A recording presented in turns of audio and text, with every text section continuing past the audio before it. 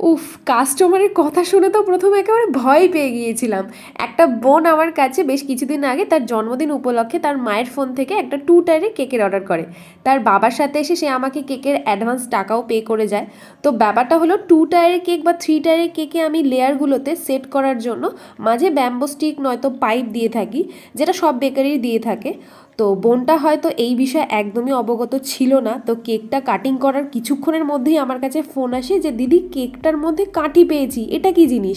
তো প্রথমে ওর কথা ঠিকঠাক না বুঝে আমি নিজেও ভয় পেয়ে গেছিলাম যে ভুল করে কেকের ভিতরে কিছু চলে যায়নি। তো তো ওই সময় ও আমাকে যখন বলল যে কেকের ভিতরে একটা বড় কাঠি পেয়েছি, তখন আমার মনে পড়লো যে আচ্ছা এই হলো বিষয়। তো তখন আমি হাসবো না কাঁদবো আমি নিজেই বুঝতে পারছিলাম না। তারপরে ওকে বিষয়টা বুঝিয়ে বলি যে দোতলা বা তিনতলা কেকগুলো ঠিকঠাক সেট করার জন্য আমরা এরকম পাইপ বা এই স্টিকগুলো ইউজ করে থাকি। তো যাই হোক, ও বাচ্চা মেয়ে বুঝতে না পেরেই হয়তো কথাটা বলেছিল।